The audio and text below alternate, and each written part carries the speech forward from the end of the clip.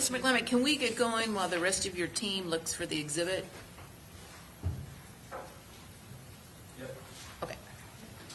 Okay, very good. All right, let's bring in our jurors.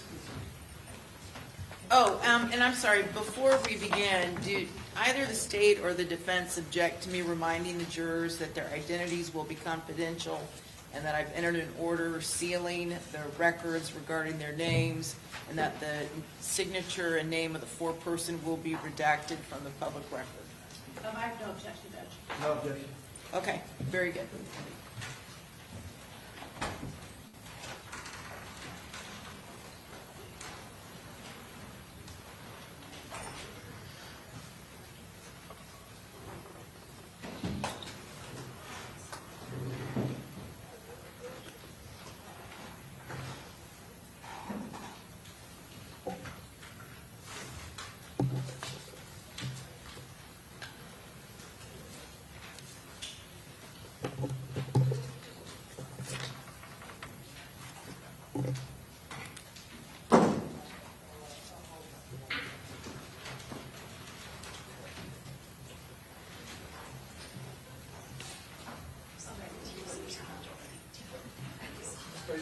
Yes? All rise.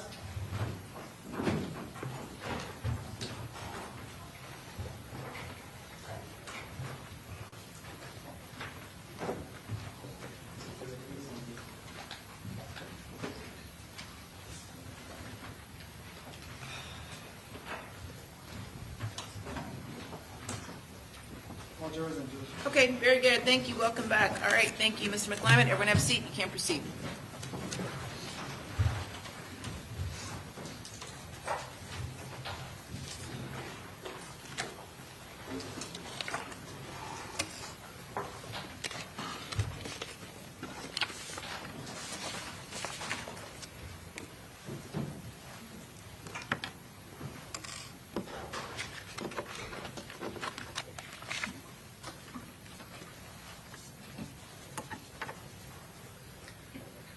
In the old days, in the old days, there was a warrior who had a best friend. This best friend of his was a dog. He named him Taz. These two went everywhere together. They were inseparable. But as time would have it, this warrior would get called off to war from time to time, and the dog would follow him out of the castle, out into the courtyard, past the threshold, to the crossroads, and he would leave Taz at the crossroads to go off for war. It don't matter if he was gone for a month, 3 months, 6 months. Every time he came back from war to the crossroad, he saw his dog, Taz, there, his best friend. One time, he took a wife who bore him a child, and he had to go away to war. He came back one time, and he didn't see Taz at the crossroads. And that was strange. So he goes through the threshold into the courtyard, and there he sees Taz. But something is wrong with Taz. He's on the ground. He's not really moving. He's low to the ground. And there's this weird color to his fur. Taz leads him into the courtyard, into the castle, into a room where the bassinet was at for the baby. And there's blood all around the bassinet. The warrior knows exactly what happened. He takes his sword and he kills his best friend Taz. And then he hears a noise. He lifts the lid of the bassinet, and there he sees his infant baby, alive and well. And next to the bassinet, there's a rabid wolf that Taz had killed. He drops his sword, never picks it up again. He picks up Taz, takes Taz out to the courtyard, past the threshold, to the crossroads, and he buries him. Builds a nice monument for his best friend. And every day for the rest of his life, he goes out to the crossroads and he asks his friend for forgiveness. The sword of justice has the ability to save the innocent. When used with care and responsibility. When used recklessly, it has the ability to harm the innocent. Alicia Andrews is innocent of every count, every lesser included, every crime that she is on trial for today. Perception is not reality. The perception of the detectives in this case was certainly not reality.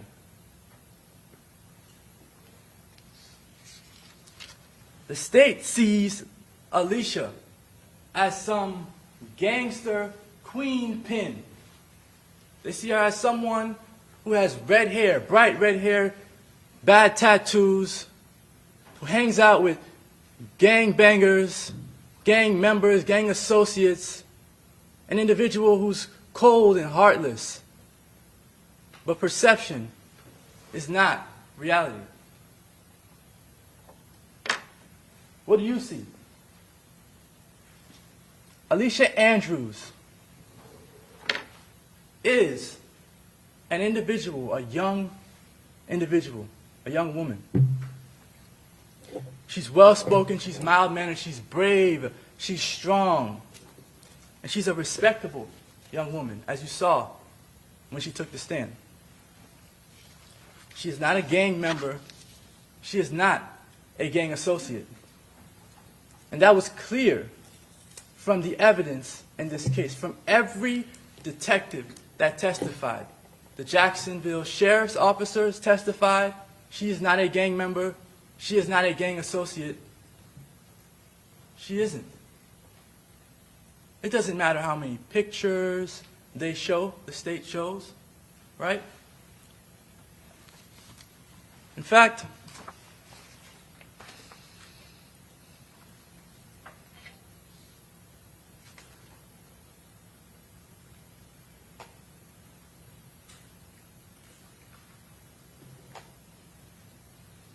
I love this exhibit.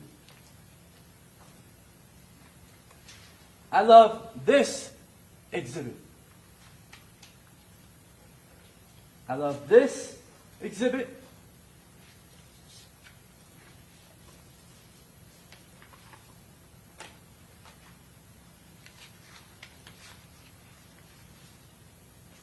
I love this exhibit.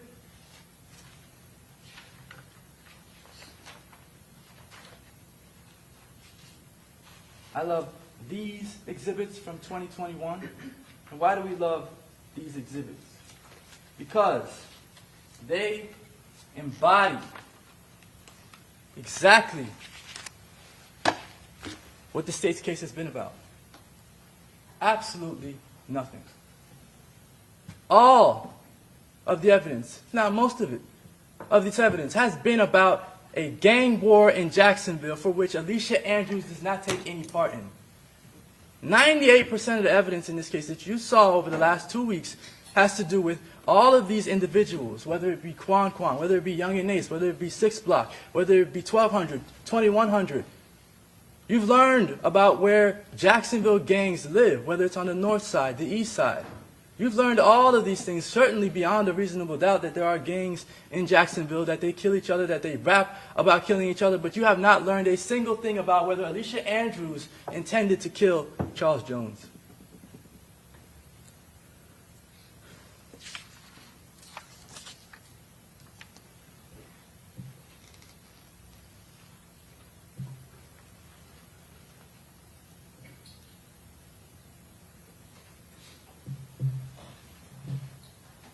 From the start of this case, the defense never said anything about a romantic getaway with Alicia Andrews.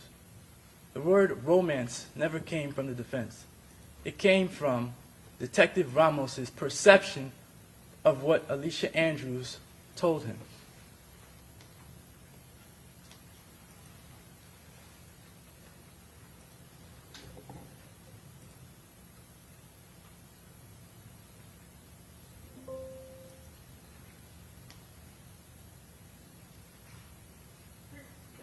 Judge, may we approach?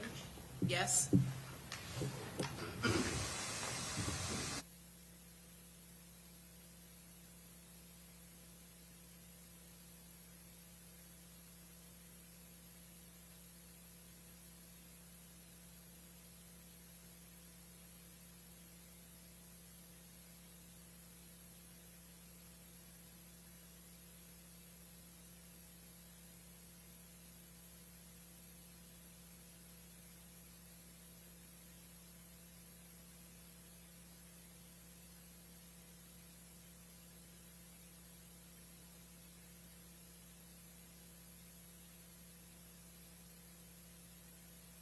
Okay, so members of the jury, I've instructed you numerous times throughout this trial that what the attorneys say is not evidence, and you are not to consider it as such. It is just their opinions as far as what the evidence is and what the evidence means.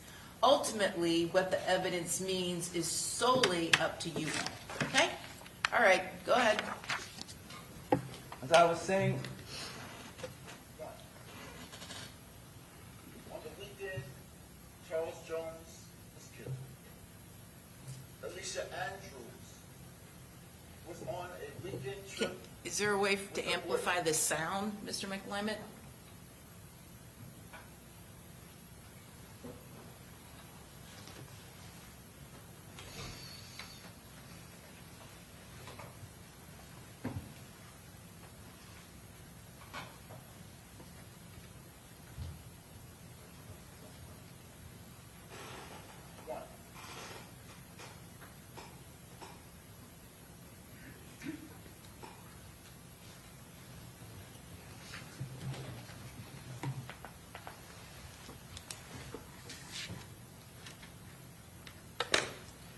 I want to start from the beginning. Alicia Andrews was asked by her boyfriend to inquire about an Airbnb. He doesn't say to her, Alicia, I need you to figure out about an Airbnb so that we can go to Tampa and we can kill Julio Foolio. He doesn't say, Alicia, I need you to go and inquire about an Airbnb so that me and 3 of my friends and you can all go hang out in the Airbnb. He doesn't give her any extra information. Sort of similar to how Sean Gathright was not giving Kyla Enright any extra information. No context. That's not how these individuals operate. He just asked her to inquire about an Airbnb, and innocently, Alicia Andrews does that. She gets on Instagram, she sends a text message to someone she knows and asks, do you have an Airbnb available? And the person says to Alicia Andrews, what day do you want the Airbnb for?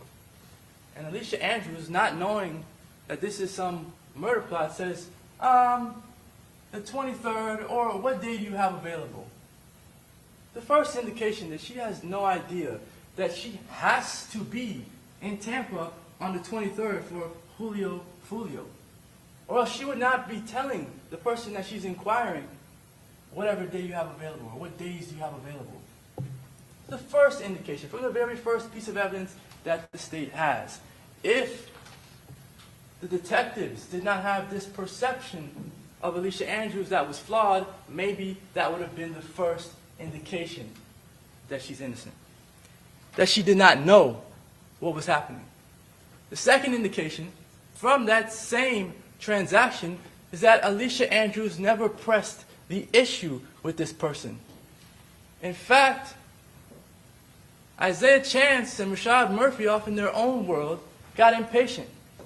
And they went ahead and booked the Airbnb without Alicia, because Alicia is not in the group. And because, like we said in opening statement, Alicia is not in the loop. Simple. The next thing that happens is that on the morning of the trip, what happens?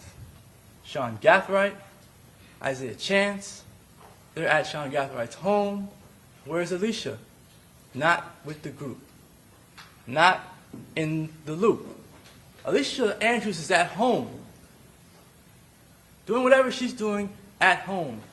Isaiah Chance gets to Sean Gathride's house. You can see he has a gun. You can see he gets out of the car with the gun. He puts it in his waistband. He goes inside the house. He and Sean Gathright begin to pack the bags, moving bags from car to inside the house, or from car to car. They're moving the bags, shuffling the bags. Hours worth of work, packing, get ready to go. It's only then, after they've done what they're conspiring to do, that they then go and pick up Alicia Andrews. She's not around them to know what they're doing, what they're planning, what they're discussing.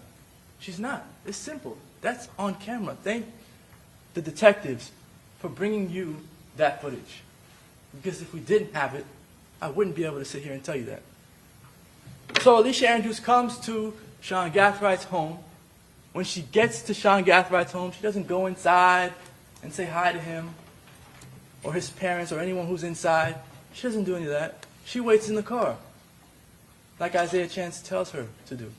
She waits there until the other car pulls up. She gets out of one car, she gets in another, and then she takes off.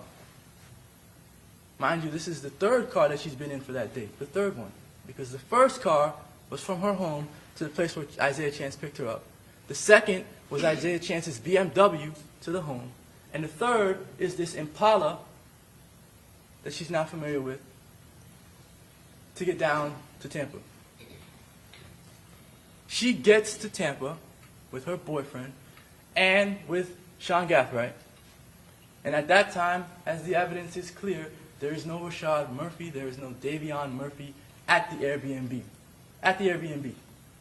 So she goes inside of the Airbnb, and we'll reverse a little bit about that whole front door, back door issue. But she goes inside, and Davion Murphy and Rashad Murphy are not there yet. They're just not.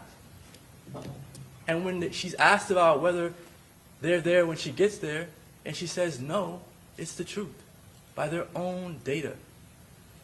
She goes upstairs, and she's in the room.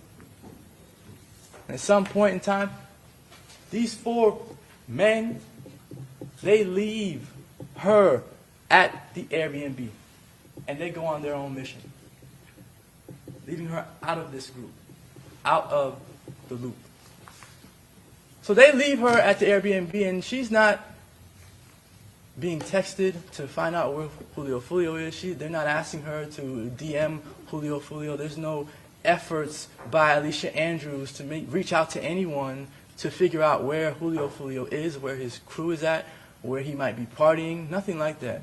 Alicia Andrews is back at the Airbnb looking for food after she was abandoned by her boyfriend. Looking for Pizza Hut, which she can barely afford, and then ultimately has to settle for McDonald's.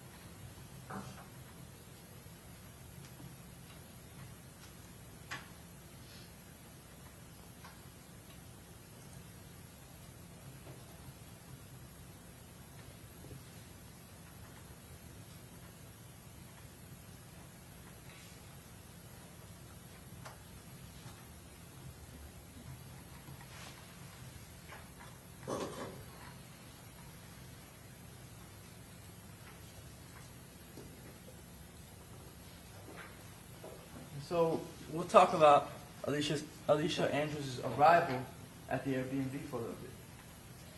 In order to get in, you have to put in a code, and that code gets tracked on the camera. I spoke to the owner.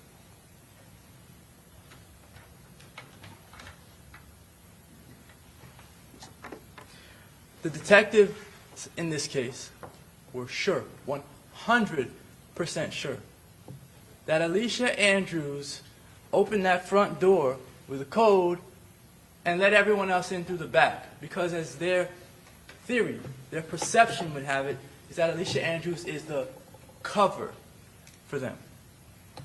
And so that was their perception, and so every piece of evidence that they looked at after that had to be that way. So this first piece of evidence, they see Alicia Andrews on the camera at the Airbnb, and they say, well, the reason why she's the only one on camera is because she opened the door, and she let everyone else into the back. And what kind of sense would it make if everyone is involved, everyone's conspiring together?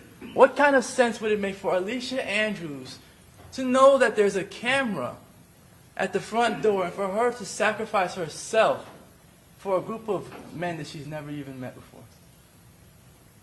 To go to the front door of the Airbnb, stare the camera in the face, and put her identity out there. What kind of sense would that make? It would not make any sense. Alicia Andrews is not even concerned with the camera. You can see that from the video. You can see it. She doesn't look at the camera.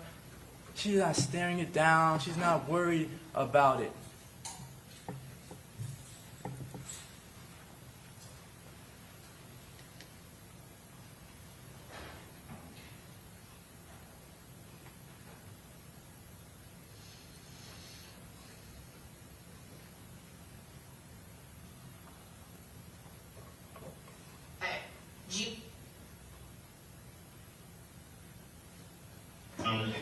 I'm in the car, you don't remember, and then you took it over? Tell you, I follow you. Okay.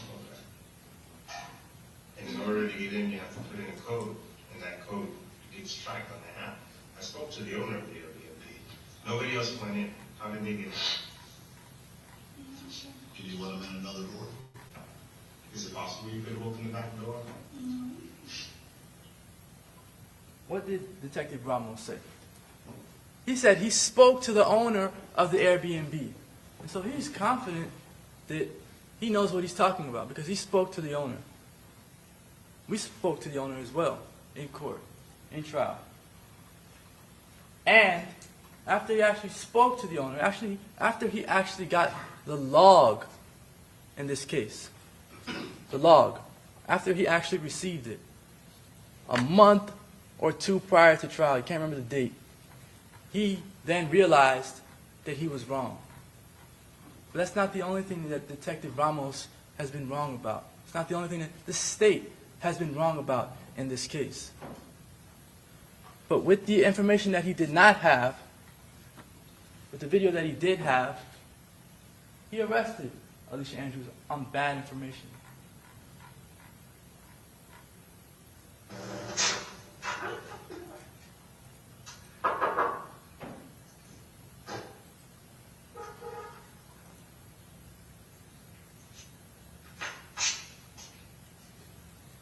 Without the log, without it, it is so evident that just by looking at the camera, Alicia Andrews never put in any code. It's evident because she knocks on the door. Why would Alicia Andrews knock on the door if she was the first person there and she had some code to put in to the Airbnb? She wouldn't. She would put in the code. She didn't put in a code because she knew somebody was already inside. So without the locking log, the Detective Ramos, should have known that there was no way that she was putting in a code to get in that front door because it's on video. But his perception led him down a different road. His perception was not reality.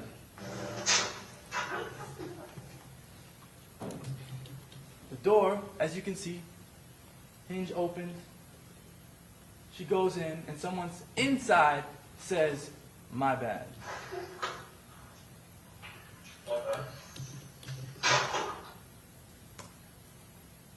But it wasn't until a month before trial that Detective Ramos realized he messed up.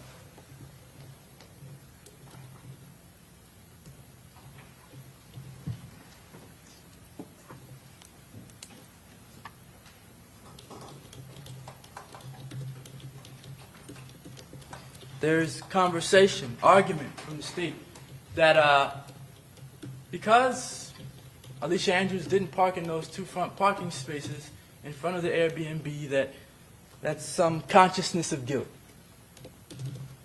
First off, Alicia Andrews is not driving the car. She's not driving the vehicle. much less does Alicia Andrews know which parking spots are assigned to the Airbnb unit, if they are even assigned. We heard no evidence that the parking spaces at the Airbnb are assigned to anyone, that those 2 spaces in front of it, right in front, are particularly for the individuals that rent that Airbnb. There's no evidence of that. Don't forget that. And she's not driving the car. So if Isaiah Chance or Sean Gathright parks on the side of the home, the Airbnb, she's going along with what they're doing. She's not going to tell them to park around the side. She doesn't even know where the door is until she's told where it's at.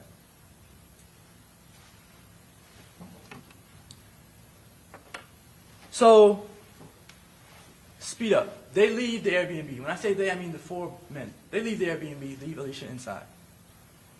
When they don't see any sign or trace of Julio Foolio at Teasers, what do? Here comes Sean Gathright. Sean Gathright says, I am going to text Kyla Enright, my girlfriend, and I'm going to see if she can get me the location for Julio Foolio. This is part 2 of their plan, or plan B. It's clear, because if Kyla Enright was a part of their plan the entire time, she would have been on point before they got there. It's clear that he's pivoting.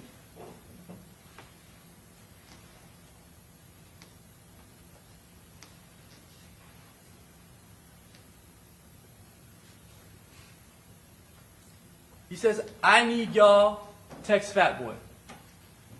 Kyla Enright says, about what? If she was in on any plan, if she had any idea what was going down, she wouldn't be asking him about what. He says, hey sis, I need you to text Fat Boy and tell him you're trying to pull up and you're trying to see him tonight. This is not a well thought out, orchestrated plan that the state would have you believe. These individuals are just flying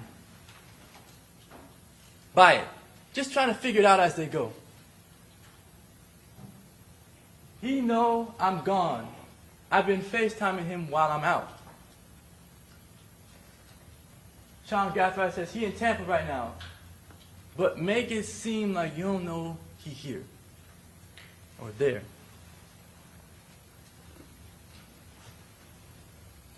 He at a B&B with 6. Be like, where you at? I want to pull up. I'm drunk. Then he says, never mind, at 12:39, for whatever reason. He's texting her these things. And then she writes back to him and says, we at Tier the Club? You want to come to the B&B with us? ? She thinks he might be where she's at, in a different city. She has no idea what Sean Gathright is texting her for or really about. But she's responding to him, innocently responding to him. He's trying to use her to commit a murder, and she has no idea. These individuals are very good at concealing their intent, at concealing what they're trying to do, and they're good at doing it to the people that they're closest to. Sean Gathright, his mother, and his grandmother have zero clue about what Sean Gathright does in his spare time. Zero. And they live with him. His mother lives with him. That's his grandmother's baby. You cannot tell Sean Gathwright's grandmother anything about her baby. They have no idea.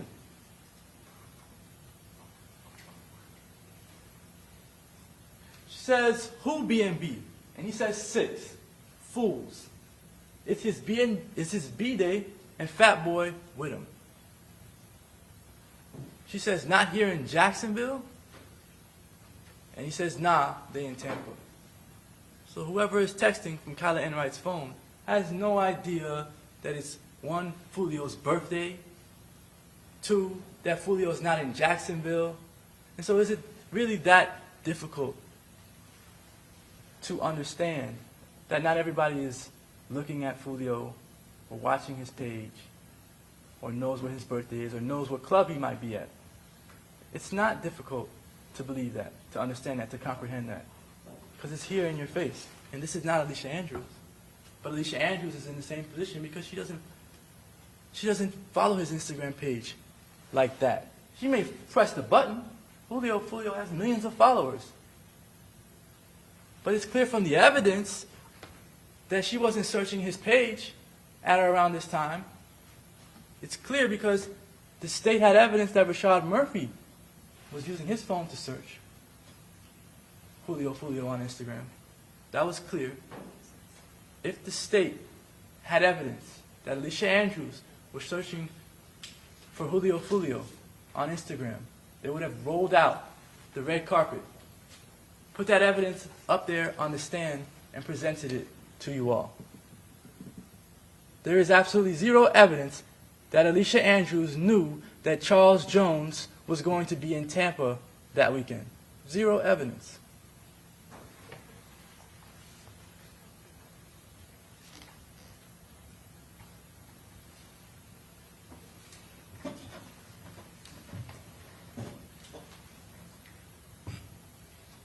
When Sean Gathright hears back from Kyle Enright, and Kyle Enright says, he's at Beezer's or something like that. She meant teasers. But Sean Gathright realizes that he's not getting anywhere with Kyle Enright because he's getting the same information that he already knew. So they have to pivot from that plan as well. So at that time, Isaiah Chance says, well, I might be able to figure this out. Alicia Andrews has a phone that maybe we can use. And you want to know why it's so obvious that Isaiah Chance was using Alicia Andrews? I mean, but for like the obvious detective realizing that in the interrogation. You don't know why it's so obvious outside of that? They don't need Alicia Andrews. They don't need her. You saw the photographs in Rashad Murphy's iCloud dump, which has a bag sitting in front of him with a burner phone or a prepaid phone. These individuals know how to get prepaid phones. They go to the store, they buy them, like Rashad Murphy did at the Walmart, and they're untraceable. But Isaiah Chance put his girlfriend's phone up as tribute. And she had no idea what was going on. Over 12,000 GPS coordinates from her phone for that weekend. 12,000. The others had very minimal. If you remember the testimony from Tom Pullen. Very minimal. I mean, I believe Sean Gathright may have had 70 or someone else had 47. Alicia Andrews had 12,000. She had no idea that she should be either turning off her phone or doing anything to conceal the GPS points. She had no idea because she wasn't in the group, because she had no role in this conspiracy, in this murder plot. So Isaiah Chance says, okay, you all go in another car, and I'll go with Alicia. I'll take her in the Chevy Cruze, or the silver Chevy Cruze, and you all go in the bigger car, the Impala. And so he does come back. He gives her some McDonald's. He deals with her hunger very minimally, right? McDonald's, some chicken nuggets. And then he takes her to Teasers under this guise that he's taking her out. And does she know what he's actually doing? Absolutely not. There's absolutely zero evidence that she knows what he's doing. So he takes her to Teasers, and he's trying to use her phone, and he does use her phone. And the state's version of the story is that she is cover for him outside of this club. And while he may have been using her, it makes absolutely zero sense that Alicia Andrews is cover for him. And Alicia Andrews is not an invisibility cloak. Standing next to Alicia Andrews does not make him less noticeable. If anything, it would make him more noticeable. Robert Howard knows who Isaiah Chance is with or without the medical mask.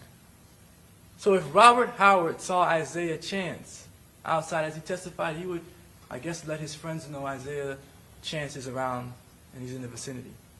If Robert Howard saw Isaiah Chance outside with a mask on, he would certainly let his friends know that Isaiah Chance is outside. Certainly. The mask itself, that's not helping. That's not concealing anything. If anything, that would make it worse.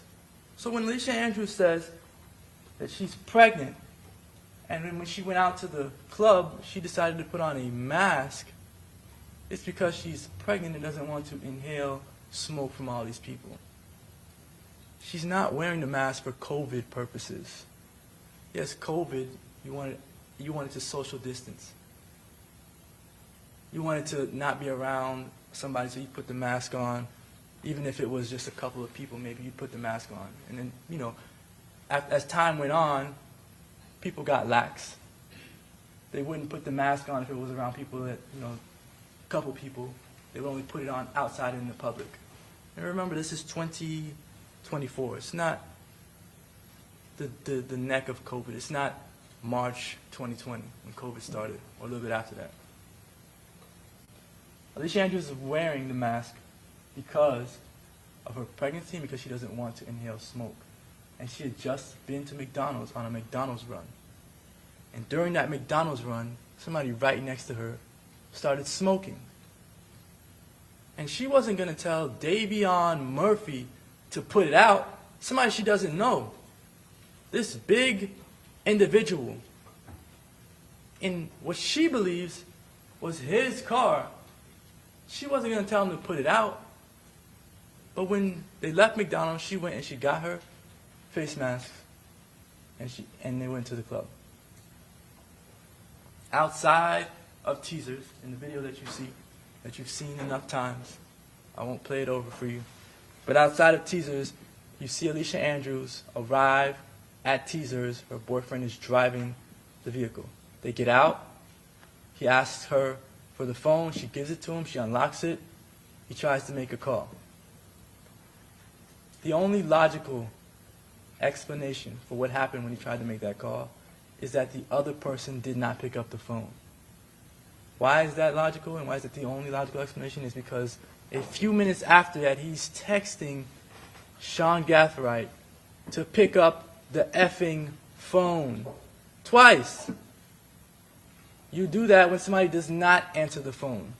So when they're outside at Teasers and they're on video camera and you see him with the phone there, yes, he's probably trying to call and it's probably ringing.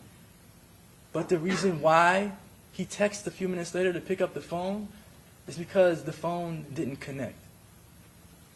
And the call detail records at 2:31 show that there was a call that went out and a call that did not connect. It didn't connect. So whatever the state wants you to think that Alicia overheard in that time, there was nothing to overhear. And Isaiah Chance says, okay, well, this club is packed, let's go. Alicia Andrews is like, all right, whatever. She gets in the passenger seat. They go to another area off of Hillsborough. This is what the detective testified to.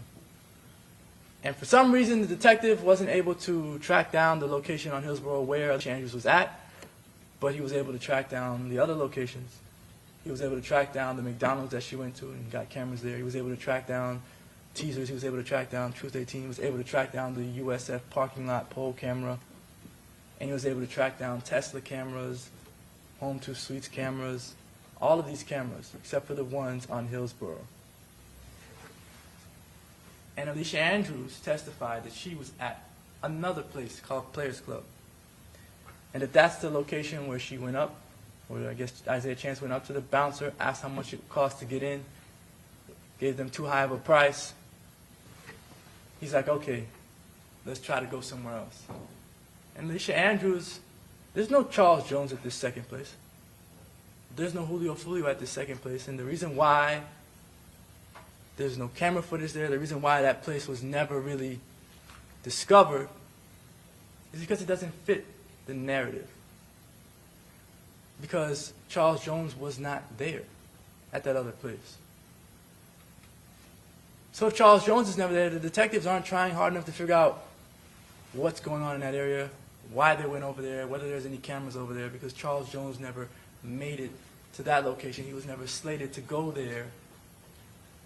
So they keep repeating over and over throughout the trial, you went to the only places where Charles Jones was at, the only 2 clubs he was at. That's not the only places where Alicia Andrews was at. So from there, they get in a car, they go to Truth 18. But on the way, I guess the GPS coordinates say they went to Teasers, and then they go to Truth 18. The times would show that if they did go back to Teasers, that Charles Jones was already gone by the time they made it back to Teasers, if I'm not mistaken. So then, somehow, Isaiah Chance takes her to Truth 18. Somehow he figures out that he should be at Truth 18. They go to Truth 18. He's again using her phone. He's on FaceTime with someone. He is showing the person the Truth 18 building. And he takes a picture, and Alicia Andrews says, I heard him talking to an individual. I don't know who he was talking to. But I heard him say, this place is packed, and where are y'all at? Isaiah Chance is a smart individual. He doesn't want to tell Alicia Andrews what's going on. He's not going to say on the phone exactly what he's doing. He has a way that he can communicate with somebody on the other phone, on the other end, without telling Alicia Andrews enough information for her to figure out what is going on. It's simple. Where y'all at? And they may say where they're at. And he's telling them where he's at. And if they're in the same group and they're on the same page, they clearly know that they should probably be at this location. Because they've already had this conversation. They've already had these discussions. He doesn't have to say much. She's following him around. At some point they get back in the car, and he starts to drive erratic. And Alicia Andrews said that this was different behavior. He was acting strange. He was acting funny. And he drives on that USF pole camera. You see he comes down this way. They make the right at the light. They make a U-turn, and they make a right into USF. And they're over there for 5 minutes. That part of it is off camera. I don't know if there was another pole camera over there that Detective Ramos could have picked up, but it's off camera. Isaiah Chance gets out of the car, just stops the car in sort of like the middle of the road, gets out of the car, takes the phone with him, and is out talking, out of earshot of Alicia Andrews. They stay in that area for about 5 minutes, then he gets back in the car, runs a red light, goes into the Home 2 Suites parking lot, is in there for less than a minute, goes in, circles around, and leaves out. And why does he leave out of the parking lot before anything happens? Because he doesn't want Alicia Andrews to see what happened. He doesn't want Alicia Andrews to witness what happened. He kept everything away from Alicia Andrews so that she wouldn't know what was happening. They get back to the Airbnb, and these other individuals are already there. They're already there. Whether they left their guns inside of whatever car they drove there in, whether they packed them up before Alicia got there. When she got there, she went inside, she just saw these individuals. Like she said, they looked disoriented, they smelled, and she decided to just go upstairs. And anytime that she did come downstairs and they were talking, anytime that she did come downstairs, they would stop talking because she's not in the group. And it makes complete sense because why would some strangers, Davion and Rashad Murphy, why would they include Alicia Andrews in a plot to kill an individual? They don't even know Alicia Andrews. Why would you include someone you do not know in a plot to kill a famous person? But Isaiah Chance, he wanted to bring Alicia Andrews along, and whatever he had to work out with them, with these men or whatever, he worked out with them, and she was there. Common sense, if we're talking common sense, would have you know that he and the other men probably had a conversation. This is my girl, look, don't worry about her. I'll keep her out of it. And she was kept out of it. Alicia Andrews is never seen with any guns on any of these cameras. Alicia Andrews is not carrying any of these big, heavy bags as much as the state wants you to believe that she is. She carries her bags, and then the one time she's carrying the pink bag is when she puts it in the Uber. And that pink bag clearly does not have heavy ammunition and rifles in it. Clearly. When I asked Detective Ramos, will those rifles fit in the pink bag? Instead of just saying no, because that's the truthful and honest answer, he says, I don't know. I don't know how big the pink bag is, but we all can see the pink bag on the video. We can see how small it is, the size of it in relation to Alicia Andrews. The bag doesn't fit rifles in it. It doesn't. The rifles, you saw them for yourselves. You had Amara Drew stand right in front of you, show you the rifles, show you the safety on the rifles, show you how it works, what it does, why it does what it does. The brass catchers had an entire class on these rifles. So use that information. It's evidence. It may not be evidence against Alicia for this crime, but it's some evidence. And you can use that evidence to show that there's no way that those rifles could fit in that pink bag. And I don't know why the pink bag became such a big thing in this trial. Because there's no evidence, and the state agrees that they don't know what's in the pink bag. There's no relevance to showing this pink bag. It's just a pink bag. Probably dirty laundry inside of it.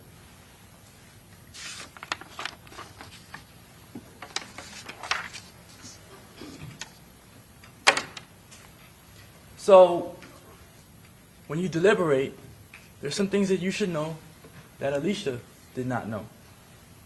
Alicia did not know to go through some back door at the Airbnb to conceal her face on the camera. That never made sense from the beginning. Alicia Andrews did not know who was going on this trip. She didn't know Davion Murphy and Rashad Murphy were going to join them.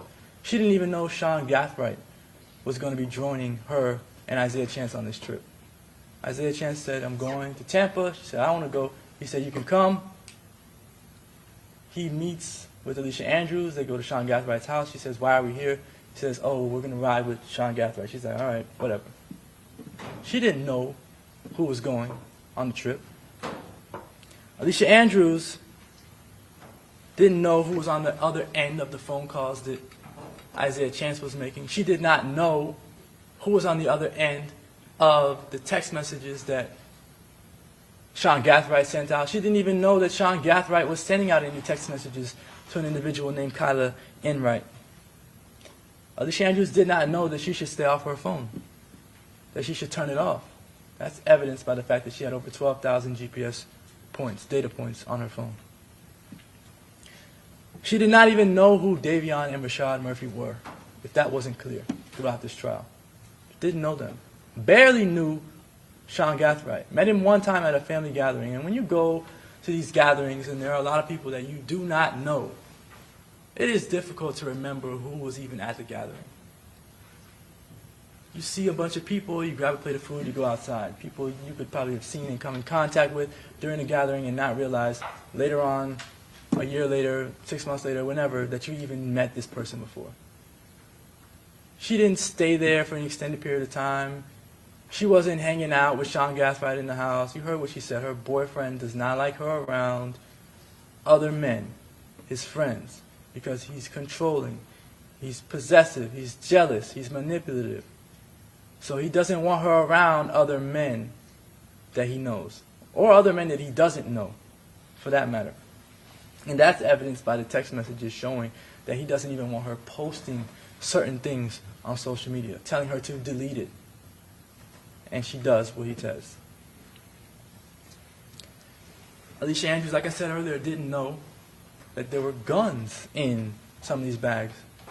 And is that so hard to digest? No. The Uber driver handled the bags. He was helping with the bags when he dropped them off in Jacksonville. He didn't know that there were any guns in the bags. Sean Gathwright's grandmother watched Sean Gathwright transfer bags from one car to the next, and she didn't know that there were guns or ammunition in the bags. She didn't know that the Forerunner would be stopped and they'd find ammunition, casings, and all these different things in it. She never saw any of that. She was standing right next to him when he switched the items from the vehicles, standing right next to him.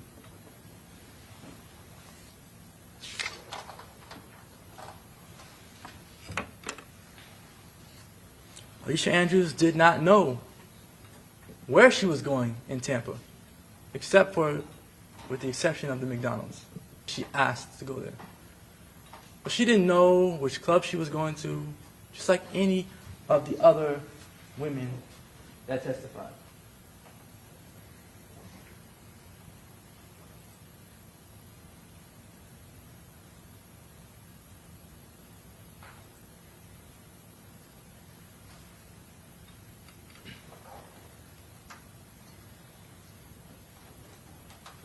Alright, do 6 Block and ATK get along? I don't know, I'm a girl. When you say you're a girl, what do you mean by that? I don't get into Object, may we approach? Okay. Yes, Then please stop.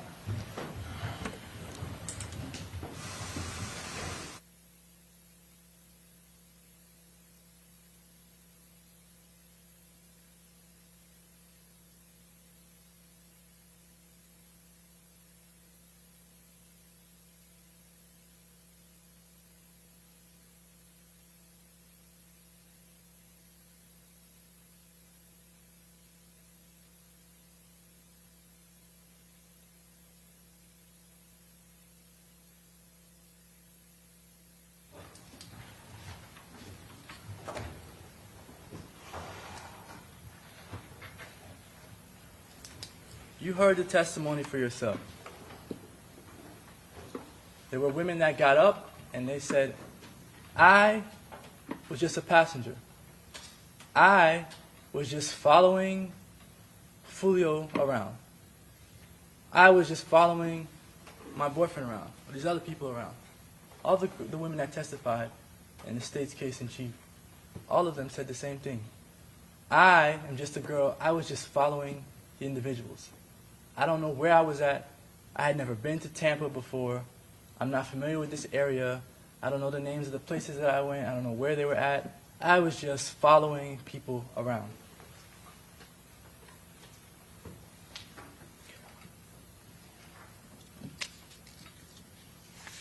Alicia Andrews' phone came up in this trial.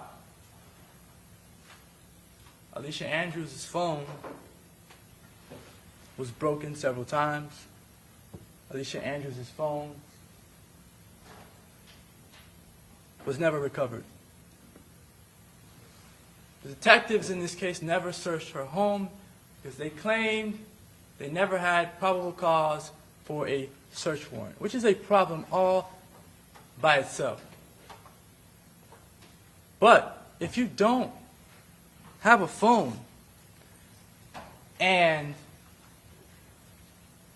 an individual is supposed to have used this phone in a murder plot, surely you could get a search warrant to search where that individual lives. And that never happened. Never happened. The Text Now application that Alicia Andrews was using.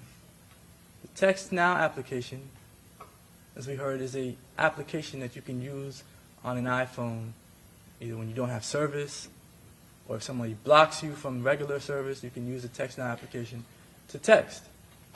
And Alicia Andrews would use the Text Now application to text Isaiah Chance. Specifically around the time of this murder plot, she was doing it because he had blocked her on the regular text messaging app, and so she was using the Text Now app to text him back and forth. And you see the text messages that were recovered from the iCloud or the phone or wherever in evidence. There are text messages as recent as June 17, 2024. When Alicia Andrews got a new phone, when she got a new phone, her iCloud was still there. And they were able to pull from the iCloud. No evidence that Alicia Andrews knew of any murder plot. No evidence that Alicia Andrews intended to kill Charles Jones. No evidence that she conspired with any of these individuals. Alicia Andrews had messages that went back years. And they have them. Thousands of messages. Dig all the way back to 2020, 2021. Back when she was in high school, talking to her best friend at the age of 17. They went all the way back. And the best that they could find is that Alicia Andrews in 2021, when she was 17 years old, told her best friend that she thought Charles Jones was ugly and that he needed to die. And why did she say he needed to die? Charles Jones, as you all heard, was an individual who caused a lot of havoc in Jacksonville. Does that mean she wants him dead? Does that mean that she was going to actually kill him? She formed it in her mind at the age of 17 that she was going to, one day, group up together with 4 individuals, go to Tampa and kill him? No, that's not what it means. It's an ignorant comment at a very young age. It's an ignorant comment at a very young age. And because Charles Jones, Julio Foolio, is causing so much havoc in the city, there's only so many ways that he could stop doing that he could stop causing the killing, the back and forth, because that is what he was doing. Perpetuating it is either he stops making the music, or he decides that, hey, I'm going to make music that is actually good for the community. Or what happened? He's perpetuating this stuff. They all are, all these people in these gangs, perpetuating it back and forth. And it actually becomes reality for them. Because they're talking about it day in and day out. And they're going back and forth with each other, day in and day out. But whether it be for money, whether it be for views, whether it be for clicks, it becomes their reality because they speak it into existence. And this is a tragic situation. All of those boys, those men that died, I don't care if it's ATK, 1200, 2100, it's completely tragic. This entire gang war that they have going on in Jacksonville, or so they call it.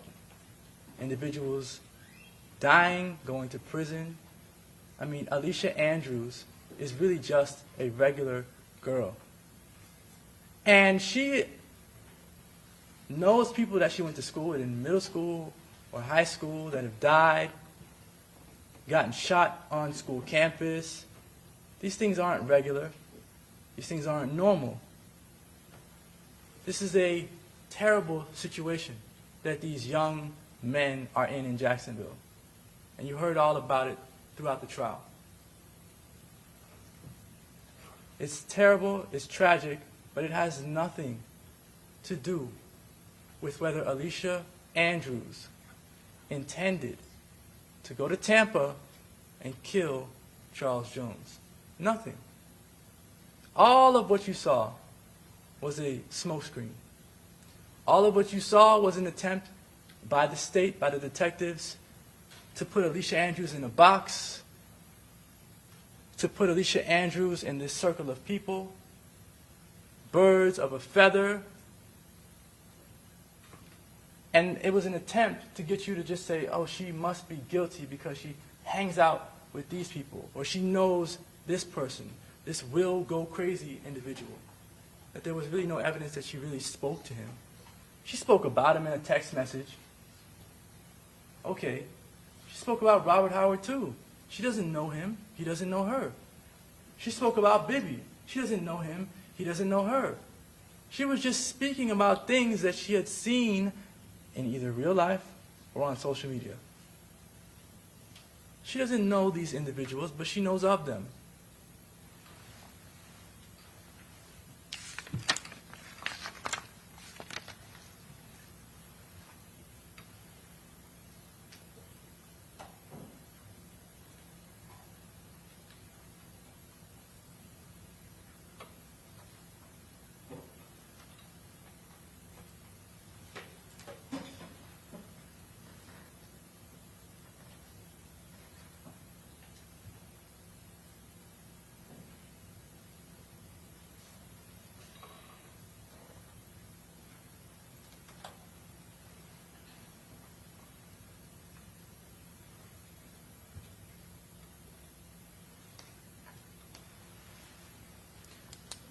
Beyond and to the exclusion of every reasonable doubt. That is the standard of proof in this case. That is the standard by which the state has to prove this case. They have to prove that Alicia Andrews committed both crimes beyond a reasonable doubt. And if you ask yourselves whether at the close of evidence you felt or you knew that the state proved this case beyond a reasonable doubt, you can almost guarantee that that was not the situation. So let's talk about reasonable doubt. The judge is going to read instructions to you and tell you where you can find reasonable doubt. And I have an acronym for it. It's called CLE. You find reasonable doubt in the conflicts in the evidence, in the lack of evidence, and the evidence itself. Is there really enough evidence in this case? Think about the conflicts in the evidence, the issues that the detectives had. Think about whether there were any conflicts in Alicia Andrews' testimony. Alicia Andrews did not have to take the stand, but she did. And she told her story, and you can't teach that. It either is the truth or it's not. Alicia Andrews showed you that she has nothing to hide from you all. Nothing. This is not a police interrogation room. This is not a room that she's being pressured by two detectives in some small closed-off area. This is a courtroom. And she came in here and told you the truth about everything. And as much as the state pushed and pushed and pushed and tried to get her caught up in some lie or some story, Alicia Andrews never, not once, went impeached. Not once. So is there any conflict in Alicia Andrews' testimony? No, not at all. 100% flawless. In this case, there is a clear lack of evidence, and it doesn't matter how many times the state says that they have overwhelming evidence in this case. They do not. The only thing that was overwhelming about the evidence in this case is the fact that there's a gang war going on in Jacksonville. That's it. Overwhelmingly, everybody is aware that people are dying back and forth because of drill rap music in Jacksonville. That is the overwhelming evidence in this case. This case is not about some October 7th, 2023 shooting. It's not. A shooting that's still under investigation almost 2 years later. A shooting which Jacksonville Sheriff's Office has not made any arrests. A shooting which there's no probable cause to arrest anyone. But they claim that Isaiah Chance and Sean Gathright are the suspects in that case. But they haven't been arrested for anything. After 2 years of an open case.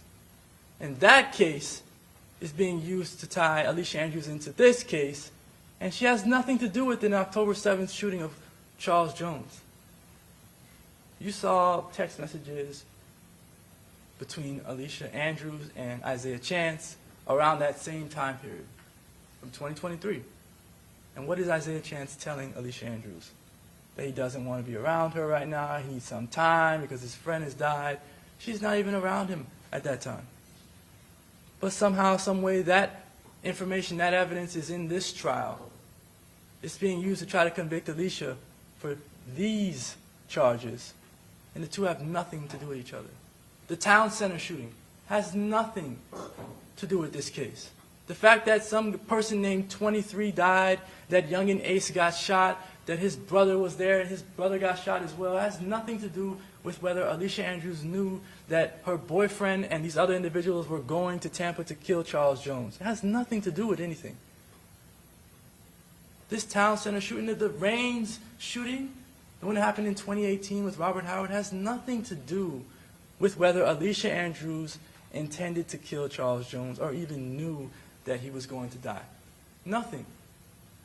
All of this back and forth from 2018 that you've heard, all of it, just think about it. What does it have to do with Alicia Andrews? And over, every witness after witness, didn't know Alicia Andrews, couldn't tell you the relevance of some of the things that the state presented against Alicia Andrews. If this case were against any of Alicia Andrews' co-defendants, it'd be a different story. But this case is against Alicia Andrews. This is state of Florida versus Alicia Andrews, and I would like to stay in that world.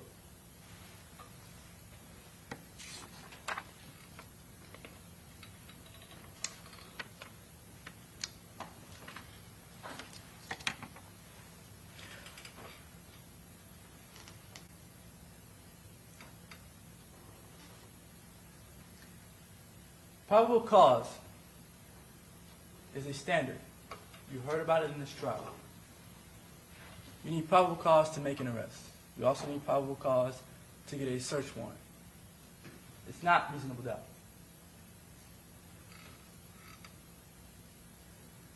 Reasonable doubt is higher than probable cause. It's also higher than what they call the greater weight of the evidence, which is a little bit over 50%. So if you put your hand on a scale, or if you put a scale up and you put a piece of feather on one scale and it tips it a little bit over, that's the greater weight of the evidence. Reasonable doubt is higher than that. Reasonable doubt is even higher than what they call clear and convincing evidence. It's higher than that.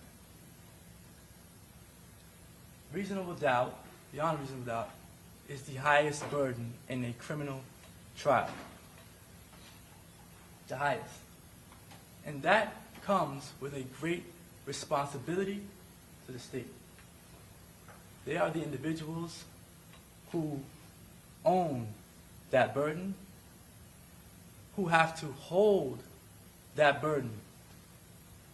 And if there's any evidence in this case that you did not see, if there's any evidence that you wish you would have seen, that you feel should have been presented, that you need in order to make a decision, that is all on the state. The defense does not have a burden. The burden never shifts to that side of the room. Never.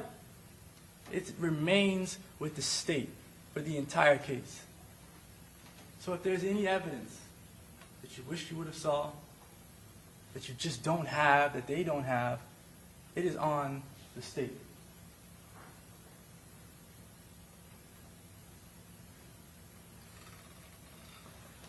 Every Thanksgiving, there's a grandmother. She would make food.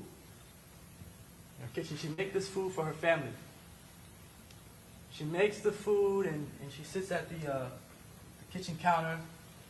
She likes to make food with a glass of wine.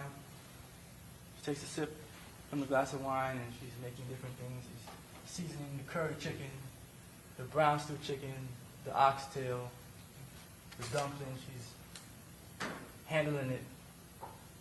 And as she's taking a sip from this glass of wine, she drops it by accident.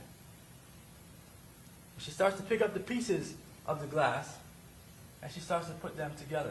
So she gets to the very last piece, and she realizes she's missing a piece that she cannot find. She looks at the glass, she looks at the food that she's preparing, and not for 1 second, she takes the food, all of it, and she throws it away. Ladies and gentlemen of the jury, you all need to throw this case away. Alicia Andrews is not guilty of anything. Not first-degree murder, certainly. Not second-degree murder. Not manslaughter. Nothing. Not conspiracy to commit first-degree murder. Absolutely nothing. The state has not proven anything against Miss Andrews, except for the fact that she hung out with a bad boyfriend.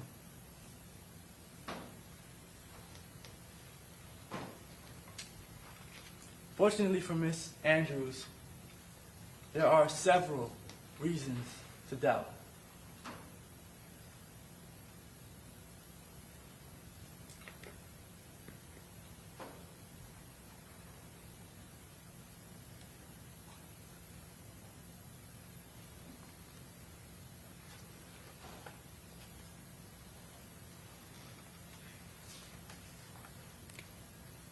There's enough to go around for everyone. There's no direct evidence showing that Alicia Andrews had any knowledge of a plan to commit the homicide in this case. Alicia Andrews is not a gang member or gang affiliate. All of the evidence that you heard in this case about this gang war has nothing to do with her. Investigators have found no proof that she participated in, planned, or assisted with the homicide in any way. In this case, when questioned by the detectives, Alicia Andrews was truthful about her involvement in this case. Truthful. She gave them the information about herself. She was not going to sit there and convey information about people she did not know, people who could potentially harm her. She was not going to do that. And the detectives started off the conversation, both of them said it. If you don't want to talk about something, you don't have to talk about it. She decided she wasn't going to talk about certain things. The detectives charged Alicia Andrews with first-degree murder on incorrect assumptions that she was some cover, that she was letting people in through the back door to hide their identities. Unlike the other individuals, Alicia Andrews made no attempt to conceal her whereabouts. Her phone was on, fully active. She walked into that Airbnb, the front door camera. No issues. Made no attempts to conceal that. Alicia Andrews never possessed a firearm. All the other individuals in this case had on black. Black, all black. Alicia Andrews went out with her blue jean jacket, her Crocs on. This is not attire to go stalking anyone. This is not the attire to go running around shooting anyone. She went outside, colorful as ever. There's no confession in this case. There's no cooperating witness in this case at all. And there's no physical evidence tying Alicia Andrews to this case. The only evidence that was sent off for any testing was the 30 casings that were left at the scene. 30 casings. And those came back, nothing, no DNA, no evidence. There was other evidence that could have been tested. All the evidence that Sean Gathright had on him, the evidence at Sean Gathwright's mother's house. When I say the evidence that was on Sean Gathright, I mean the evidence in the Forerunner, the ammunition, the guns, and whatnot. Those things could have been swabbed for DNA, for fingerprints. And had Alicia's fingerprints or DNA been on any of those items, you would know that she must have been involved in some sort of planning. Because as people conspire to do things, and they conspire to shoot someone with weapons, what do? They pass them around. Things get passed around. You take this gun, you take that gun. There's no evidence of any of that. There's no evidence that any of that stuff was ever analyzed. Not by the ATF, not by Tampa Police Department, not by Jacksonville Sheriff's Office, not by the Gwinnett County Police Department. This was a multi-agency effort. And they presented zero evidence that any of that stuff was analyzed, any DNA or fingerprints. And they did that because, or they didn't do it, because I guess they felt they had a strong enough case without it. And maybe they do for the other individuals, but not for Alicia Andrews, not for an innocent person, not for a person who had no knowledge of this conspiracy, not for a person who had no intent to kill anyone, not for a person who did not commit any acts to kill someone.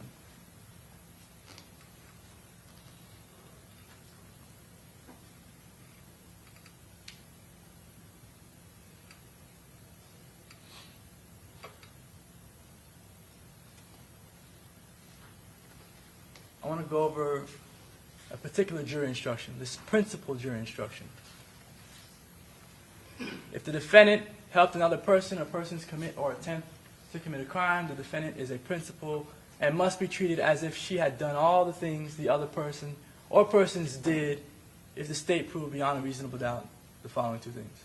So, Alicia Andrews is only treated as if she was one of the shooters in this case if those two things at the bottom exist. So Alicia Andrews has to intend for the crime to occur. And in addition to that, she has to do some act or say something that was intended to and that did incite, cause, encourage, assist, or advise the other person or persons to actually commit or attempt to commit the crime. So one, she's got to intend for this crime to happen. And where is the evidence of Alicia Andrews' intent for this to happen? None. As much as the state says there's overwhelming evidence, there's a mountain of evidence, where is it? Can you identify it after an entire trial? Intent. It doesn't exist. The second part, the defendant did some act or said something that was intended. Again, you still have to intend. The act that you commit has to be committed with an intent.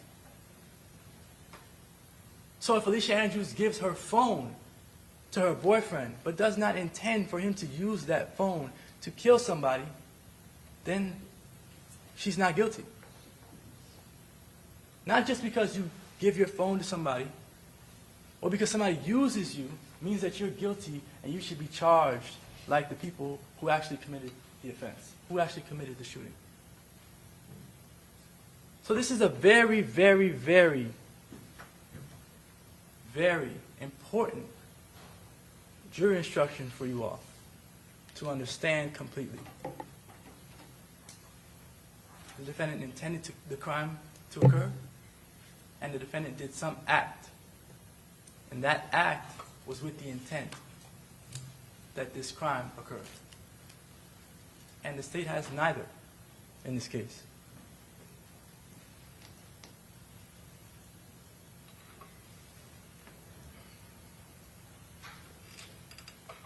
I do want to go over second-degree murder. Second-degree murder is a lesser included in this case, right? So on your verdict form, you'll see different boxes that you can check. It'll be first-degree murder, second-degree murder, manslaughter, and not guilty. Alicia Andrews is not guilty of second-degree murder either. Yes, Charles Jones is dead. That's the first element. There's no debate that Charles Jones is dead. So we're not debating that. But that's not how someone gets convicted of second-degree murder. Not just because someone is dead. You have to have some link. So 2, the death was caused by the criminal act of Alicia Andrews. What act did Alicia Andrews do that caused Charles Jones's death? Absolutely nothing.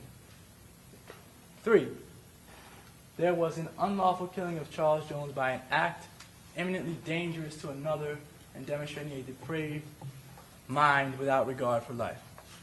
Alicia Andrews did not commit any acts that caused Charles Jones to die, and therefore she is not guilty also of second-degree murder.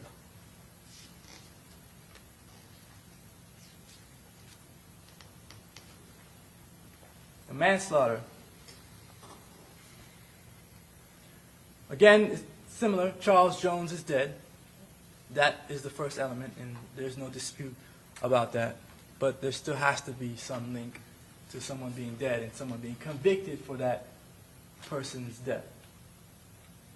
So either Alicia Andrews intentionally committed an act or acts that caused the death of Charles Jones, or Alicia Andrews intentionally procured an act that caused the death of Charles Jones, or the death of Charles Jones was caused by the culpable negligence of Alicia Andrews.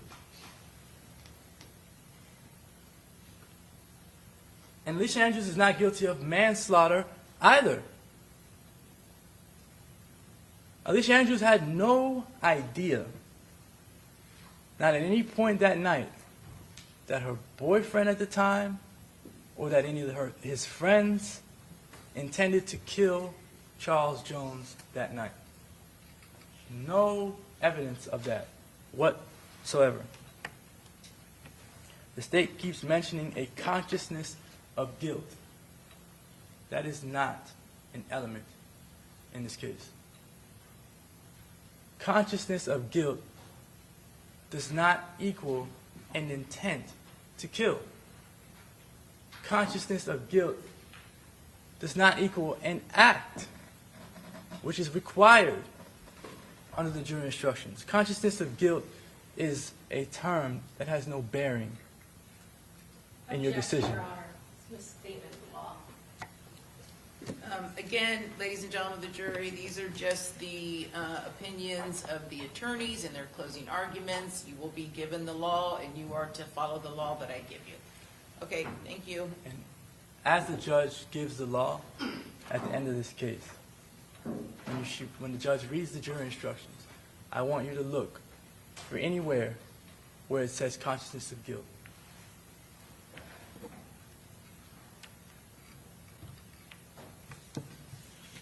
The state is begging you to ignore the law and find Alicia Andrews guilty without any evidence of it. They're asking you to speculate every step of the way, to just believe that there must have been something out there that they couldn't find that would have Alicia Andrews convicted of this crime. Speculate, assume, make assumptions. Just find her guilty without any evidence. You heard the detective from the ATF task force. He testified in this case. He testified about how the federal government, he works for the ATF, the federal government did not get referred this case. Objection, Your Honor. What's the objection? Just relevance. Again, members of the jury, you will rely upon your own recollection of what the evidence was in this case, and you'll take that recollection and apply it to the law that I give you in reaching your verdict. The ATF agent testified that the feds were not referred this case. I'm sorry, what did you just say? I said the ATF agent testified that the feds were not referred this case. Okay, well, that is not relevant to this, to He your, testified to it, Judge. I understand, but it should have been objected to, so.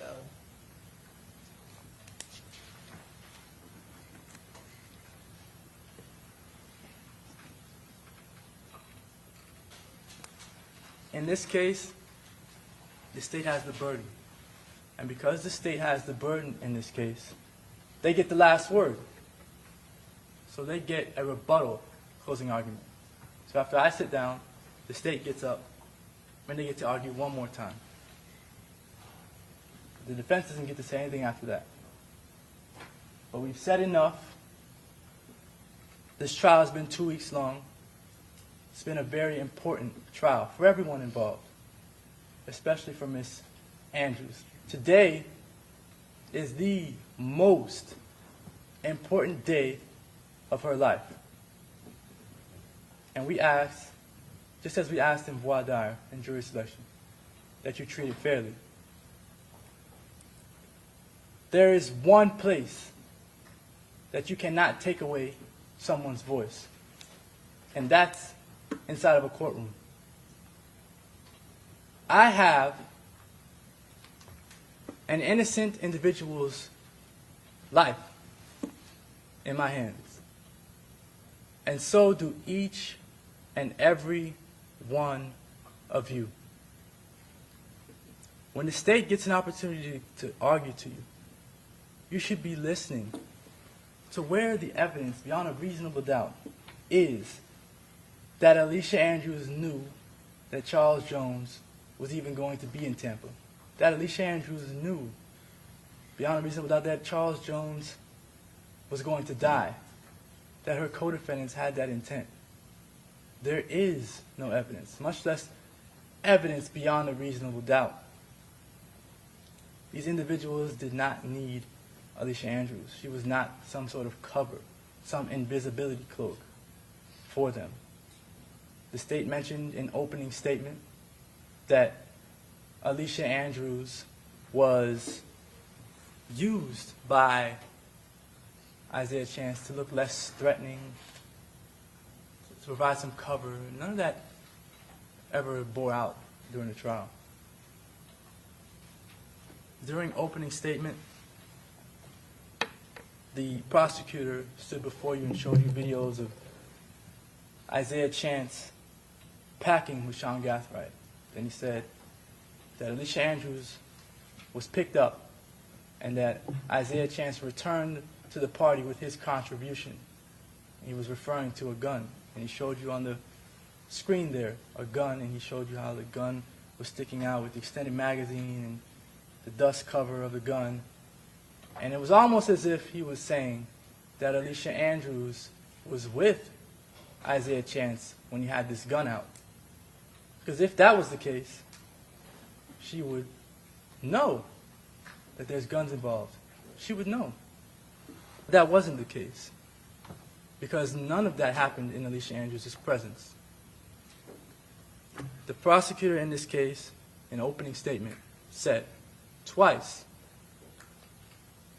that Alicia Andrews was driving, or he alluded to the fact that Alicia Andrews was driving a vehicle in this case. And at no point in time is there any evidence that Alicia Andrews drove any vehicle. There is evidence to the contrary. Alicia Andrews doesn't drive. She doesn't make the decisions. She's not in control of the vehicle. And Alicia Andrews is not in control, or was not in control, of what happened to Charles Jones. So when you go back into the jury room and you deliberate, you've seen all the evidence. There is no more evidence to show you.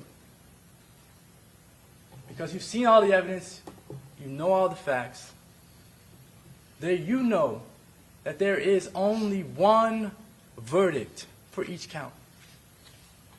There's only one verdict, and it's the same verdict for each count. The same verdict. That verdict is that Alicia Andrews, as it relates to the charges of first-degree murder and conspiracy to commit first-degree murder, is that Alicia Andrews is not guilty, not guilty, not guilty. Thank you.